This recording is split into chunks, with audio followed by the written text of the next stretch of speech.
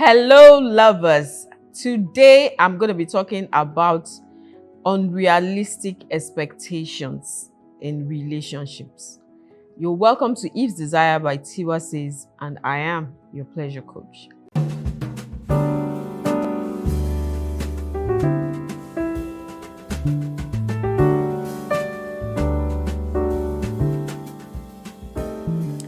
Okay, so like I said, I'm going to be talking about unrealistic expectations in relationships. In my earlier videos, I promised that, this year we're going to be having, mind-blowing sex experiences, and we're going to be having better and, stronger relationships. But it occurred to me that, some of us have some unrealistic expectations, and these expectations are things that could hinder these things. It could hinder you from experiencing pleasurable sexual experiences, or hinder you from having a strong relationship, hinder you from bonding with your partner. So today I'm going to be talking about those things that are unrealistic, but that we have in our minds, in our mindset that, oh, this is the way the relationship should be going.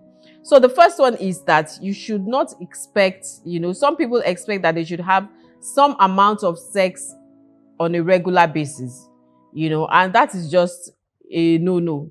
As much as, have the amount of sex you have is relative per person, is relative per relationship. Some people like a lot of sex, some it's between you and your partner. Whatever you decide is good for you. But when you now have it in your mind, in your mindset, or you've spoken with your friends and people tell you that you need to have sex 4 times a day. You need to have it 4 times a day, and you need to have it every day of the week. Then you are setting yourself up for trouble, because depending on the kind of relationship you have, if you are talking marriage here, it might not even be possible, because is it that you people don't have anything to do? You are not going out. You are staying in the house 24/7 for the 7 days of the week. If that's possible, and you are still eating and you are still doing, you still have money for everything, please let me know. Come and hint me on how you are doing it.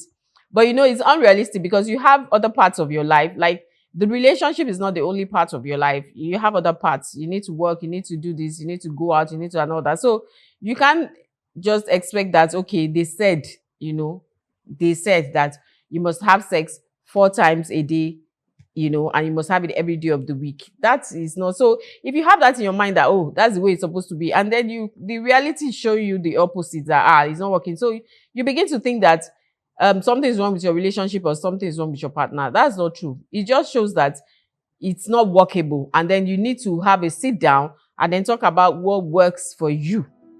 If you have the time and you have the energy, there is nothing wrong with you having, sex 3-4 times a day. If you have the time and energy, like I said. But if you don't have the time and energy, don't force it on your partner, or don't make your partner feel like a failure just because, oh, they are not able to have sex with you 3 times a day, or 4 times a day for a whole week, like every day. Or let's even leave the 3-4 times a day. Having sex every day for a whole week, that's having sex 7 times in a week, that may not even be possible. So let's even leave the 3-4 times. Let's even say every day.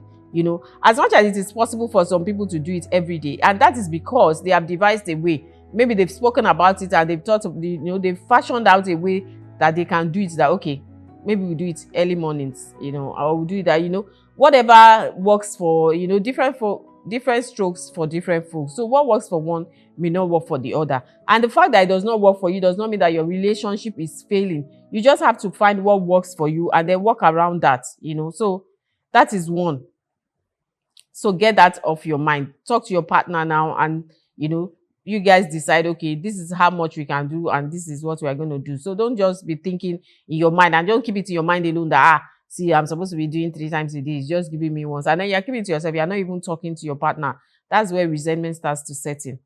Okay, another expectation, unrealistic expectation, is that you expect your partner to look attractive to you all the time. How? It's not possible, If before you get into a relationship, of course, you see your partner, and you are attracted to them in some way. The way they look, they're always looking pink, always looking put together, But once you are in the relationship, and then depending on the kind of relationship If it's a marriage, of course, if it's a marriage, you are sleeping and waking together. And then there are other things to be done. There are chores to be done in the house, and this person goes to work, comes back tired and all that. So you cannot expect to see your partner at their best every time in that kind of situation. You cannot expect that. And, thinking that or expecting that will just be, putting yourself up for trouble. Like I said again, setting yourself up for trouble or being unrealistic in your reasoning and expectation. And another thing I must point out is that, there has to be other things about your partner that you find, that you can resonate with, that you find attractive apart from their looks. So if you are only attracted to your partner by way of looks, that you're only attracted to the way your partner looks, there's going to be a problem, because it means that the day they are not looking good, then they are turned off. That you don't want to be here, you don't want to be in their space, or you don't want to have anything to do with them, and that's not good enough. You should be attracted to other things, like, okay, maybe you like their brain, the way they think, or the way they solve problems, or different things. It doesn't all have to be physical. There have to be deeper things about your partner that you're attracted to, so that when one is not there, you can rely on one. On the days that your partner is not looking their best, you can still relate. You can still relate, have a conversation, talk, and then still be attracted to, what you are attracted to inside of them. It doesn't have to be outside. So that is key. If you know that you're attracted only to the physical parts of your partner, then that it might be a good opportunity for you to have a sit down and then or rethink that relationship. That relationship may just be something that you do once in a while. It will not be a full relationship, maybe all those situationship and all that. But if you are in for the real deal, if it's a committed relationship, whether it's a marriage, whether it's other forms of long-term relationship, then you have to find other things about your partner that you like, that you're attracted to, not just their physical looks. Okay. So another expectation that, unrealistic expectation that you have to get rid of is that expecting your partner to always plan date nights. And this goes for the women. We're always expecting the man to, to be ahead, to plan date nights, to do this, to do that, and you're not thinking about that yourself, because I know that women like to be courted, so you're expecting the man to, okay, always court you, always say, okay, babe, let's go for dinner, and that kind of thing. One, there's nothing wrong with you as a woman doing the courting, because it's a two-way thing. A relationship is a two-way thing, and then you have to nurture it for it to grow. So if it's only one person that is doing the nurturing, then there's going to be problem at some point, or the person doing the nurturing will get tired. So it has to be a two-way traffic. You're nurturing, I'm nurturing.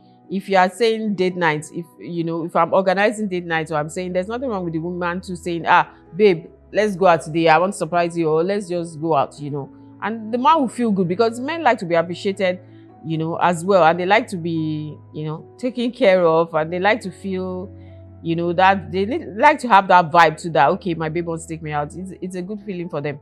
And sometimes as well, you don't have to take it out. You can just do the date night at home, just do a surprise dinner or a movie night, in the comfort of your home, whether you are a married couple or you are in a relationship, a committed relationship that it's not marriage, you can bring the date nights to the house. The important thing is just to spice things up, and then always be innovative, and don't leave everything to the man, because it can get tiring for the man. And this brings me to the next one, which is expecting the man to always pay for everything. Where are the women? Close your eyes if you are on that table. Just close your eyes. This is one of the problems, that is, around, that is causing a lot of relationships to break up and to have everything, and to, these days, because men feel like, okay, women expect everything. Men expect the man to pay for everything and all that. And that is not good enough, because especially in the world that we are now, we ask for equal rights now. We say what a man can do, a woman can do better. So why should it be that when it comes to bills, that's where the woman will not be silent?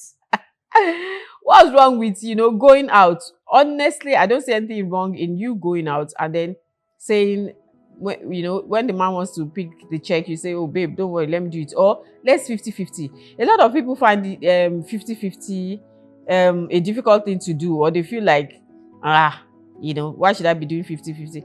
There should actually be no problem with doing 50-50. The man should not feel like, oh, I'm not man enough because, I'm doing 50. And the woman should also not feel like, okay, so you cannot even afford, you cannot even foot the bill if you are doing 50-50. It just shows that, okay, we both went out, we both, had fun, we both enjoyed this, and there's nothing wrong, okay, what's the bill? Okay, babe, I'll bring this, you bring this. It's just, what would I call it, safe? It's just a show of love. The man does not have to do it. It's just for you to show the man that, okay, I got you as well. You don't have to do this all of the time.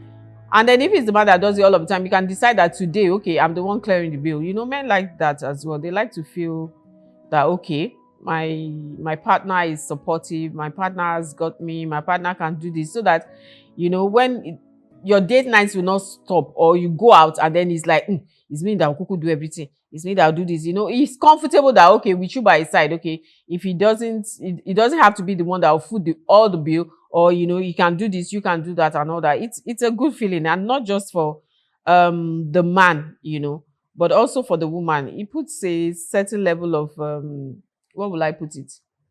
Respect and dignity on you, that, you are able, you are not a dependent, you are not a liability. You can also do your thing, and that is a good thing. Okay, so another expectation, unrealistic expectation that people have in relationships is that expecting your partner to apologize first. Women, I know it seems like I'm talking to the women today, but then it is what it is. Expecting your partner to apologize first. Why? Why don't you be the bigger person?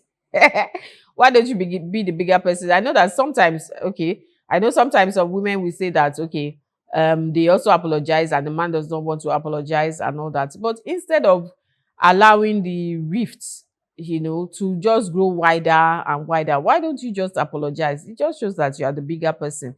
Or let's even leave bigger person here.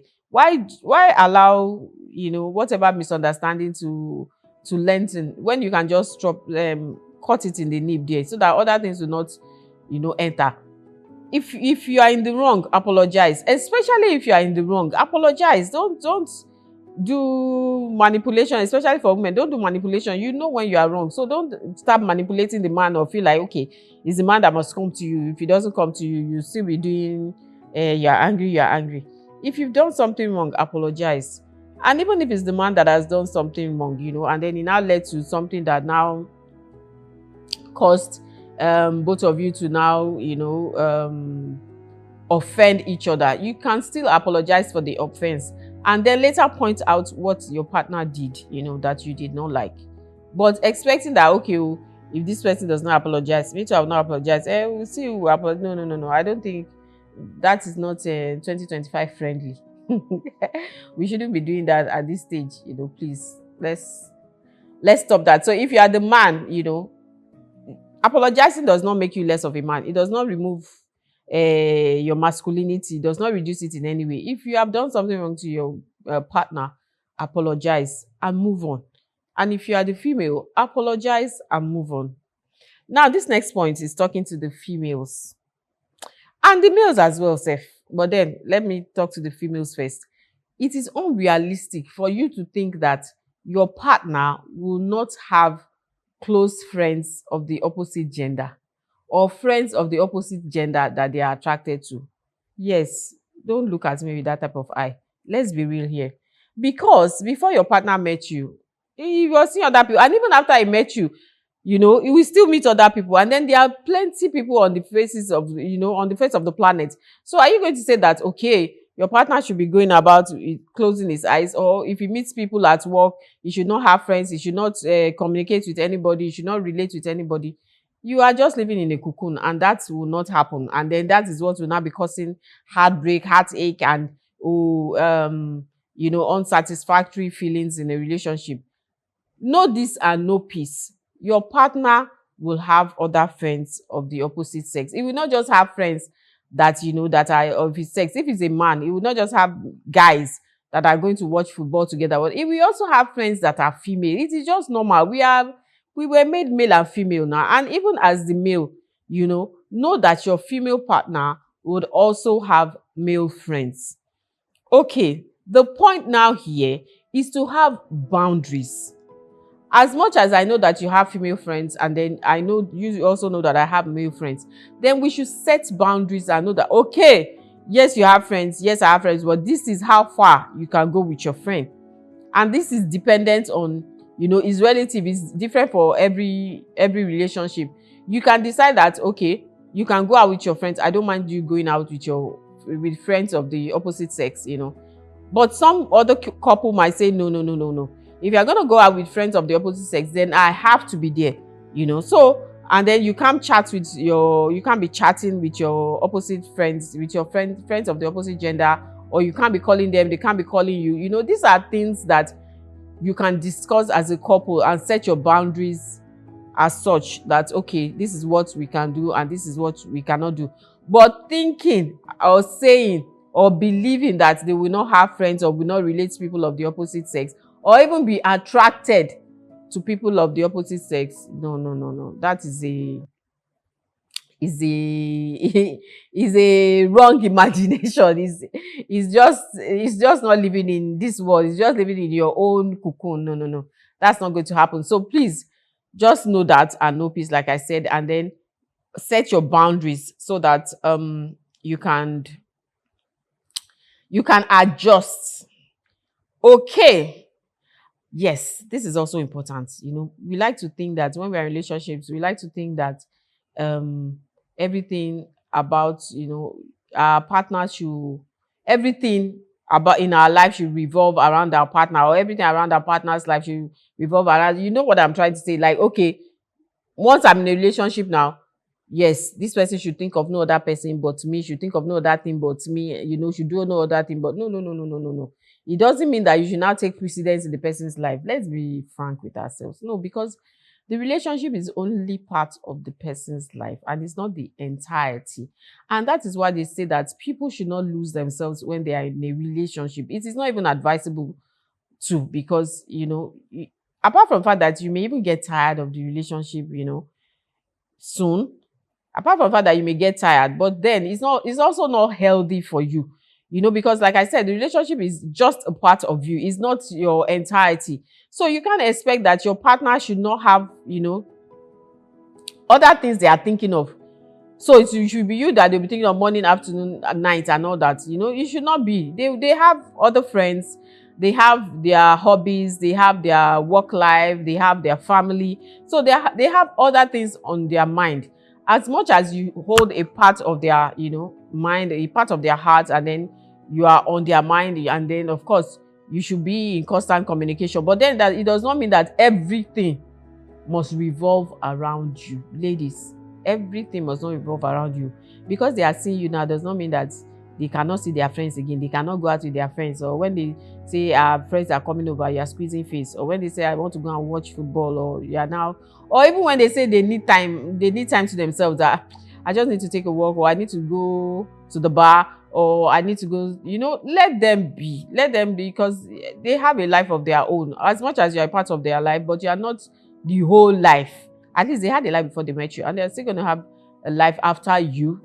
That's if you don't get married, But even if you get married, they still have a life. So please, let's separate these things, please. Let's separate this so that there are no issues in our relationships, and there are no we don't have resentments building up because you feel like, oh, your partner should be with you at all time. Won't you even get tired? You get tired now. Okay, so the next thing is that you shouldn't expect your partner to take your side at all times. I know this one causes problem because you feel like your partner should always be on your side. If you are fighting with somebody, your partner should be fighting with that person. That's very tricky.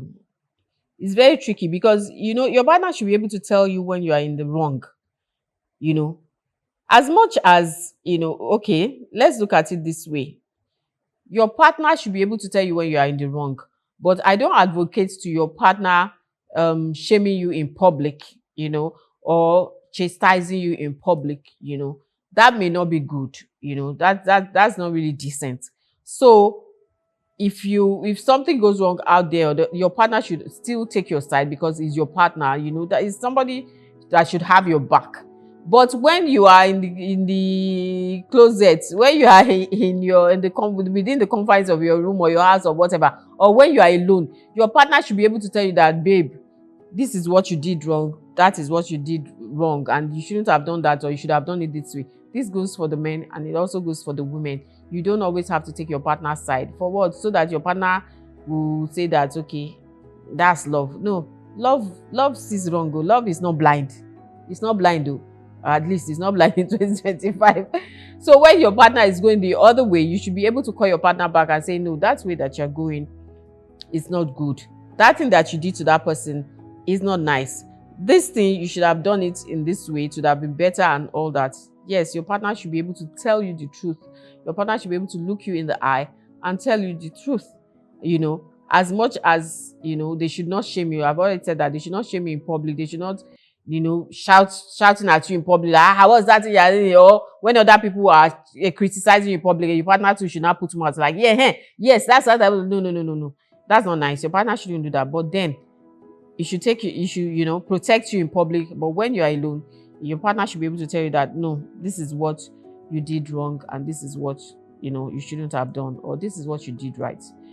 Okay, so another thing, and this one I've mentioned it in several of my videos, is that your partner cannot read your mind.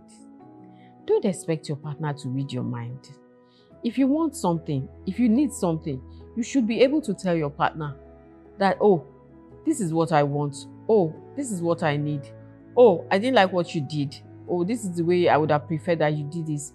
It's not that your partner should offend you, and then you should just know that you should just feel like, oh, you should know you've offended me now, and you should know that you should come and apologize. Or you want something, and you should know he's a man, and you should no. Or even in the bedroom, while having sex or something, and you like, doesn't he know that you should do it this way? You should no. Your partner they can't know everything. Even if they know some things, they can't know everything. And even if they know a great deal about a lot of things, people are different. Your own case may be different. A man may be used to, women like to be pampered and all that. And then you come in and don't pamper me, I don't like it, So different strokes for different folks, like I said earlier. So whatever you want from your partner, please be able to communicate it. And what you don't want as well, communicate that as well. And communicate your needs and even your desires. Be able to tell your partner that, okay, this is it. Don't expect your partner to think, Shebi is a man, you should know, let's not do that this year, please. Whatever you need, whatever you want, tell your partner. Communicate with your partner. Okay, so the last thing on my list today is that you should not expect your partner to fill every void in your life. This is similar to what I said before, that you don't expect your thoughts to be on your partner's mind, to just be there. Only you. The same thing, you should not expect your partner to fill every void. Before you met your partner, you had a life, and you still have a life meeting your partner. So don't expect your partner to be everything. One person cannot be everything.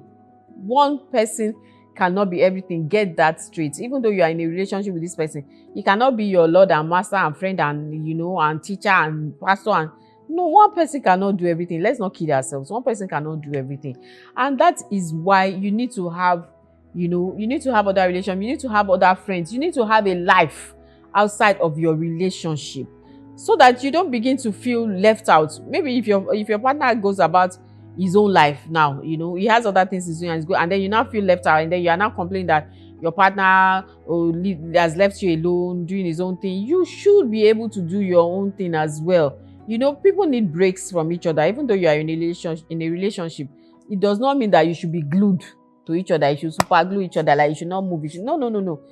In fact, it's even when you do other things that you are better able to appreciate your partner, because you do other things, you see other people, and then you come back, and then you guys can still talk and all that. So please, And this is mostly a woman thing, but because I know that men usually have other things they are doing with their life, even though they are in a relationship. This is usually a woman thing. When you are in a relationship with a man, you just feel like you are lost totally. You are completely, there's nothing wrong with being devoted to someone, but then don't lose yourself in the process. Have a life, have friends that you can go and see at intervals. Have a hobby, have things that you do, going to the gym, going to for one activity or the other, going to a party. It's not all the time that you must go to parties together. Go to your own party, go for see your own people, girls night out, all those type of things. Go and see a movie and all that, or just be by yourself. You don't have to be with your partner 24/7. It can get boring. It can get boring, and then you can lose yourself. It's because if anything happens in that relationship, and that's why you find people, breaking down, getting depressed, committing suicide and all that, because you have centered your whole life around one person. How? It shouldn't be. So please, let's have a life outside of our relationships. And that is all I have for you today.